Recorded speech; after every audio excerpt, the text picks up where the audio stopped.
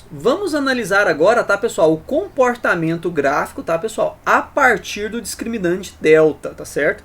Outra coisa que interfere muito aqui, né pessoal, no estudo da função quadrática a respeito do seu gráfico, é a gente entender, tá pessoal, qual é, né, a interferência do discriminante delta no gráfico da função quadrática, ok? Galera, outra coisa muito importante que vocês não podem esquecer, não pode deixar isso passar batido, tá pessoal, na leitura de um exercício, beleza? Pessoal, existem três situações aqui, certo? A situação número 1 diz o seguinte: pessoal, toda vez que o delta é maior do que zero, certinho, nós já sabemos, né, pelos vídeos anteriores aí, pessoal, que eu vou ter um x' e um x duas linhas diferentes, não é isso? Ou seja, delta maior do que zero significa que eu tenho duas raízes reais e distintas, correto?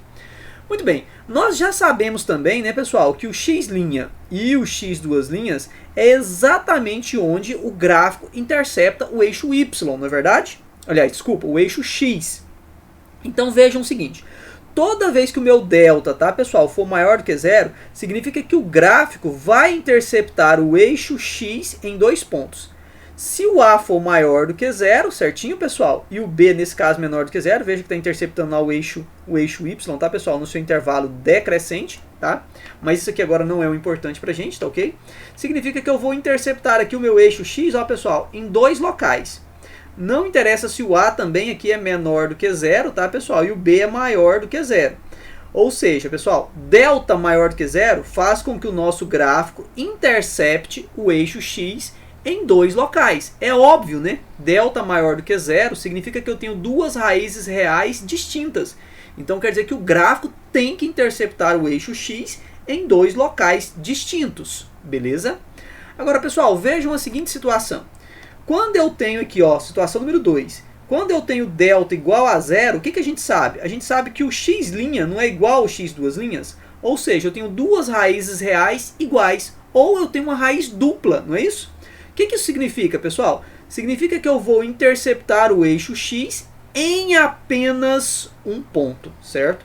Então, toda vez que o meu delta é igual a zero, tá, pessoal?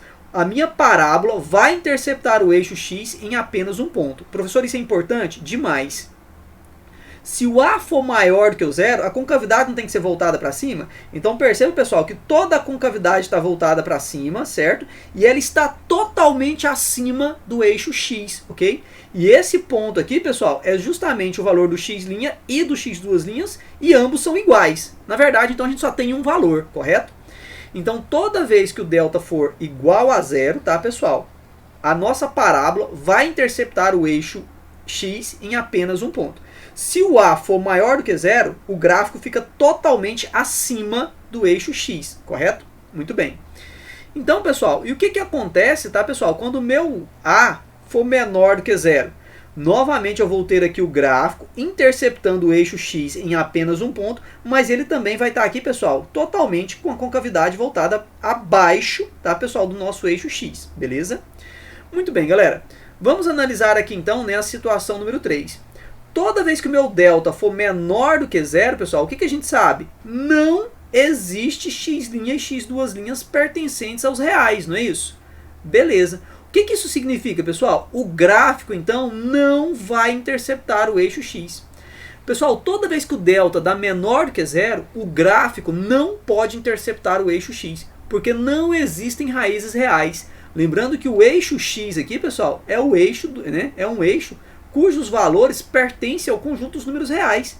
Então, se o delta é menor do que zero, significa que, né, pessoal, não existe x' nem x duas linhas, o gráfico não vai interceptar o eixo x.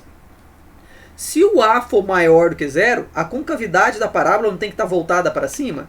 Isso significa, pessoal, que o nosso gráfico ele vai estar totalmente, né, voltado para cima, né, pessoal? Ele vai estar com a concavidade voltada para cima e totalmente acima do eixo x, tá, pessoal? E sem, né, encostar aqui, né, pessoal? Sem interceptar o eixo x, correto?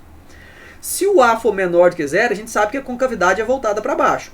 Então, a parábola ela vai estar com a concavidade voltada para baixo e essa parábola vai estar totalmente abaixo do eixo x sem interceptar o eixo x. Beleza, galera? Dessa forma que está aqui. Tem que estar distante lá do eixo x.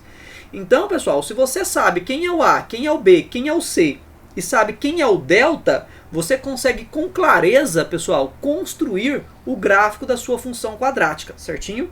E isso é muito, mas muito importante mesmo, tá, pessoal? Porque muitos exercícios de vestibulares e Enem exploram essas ideias.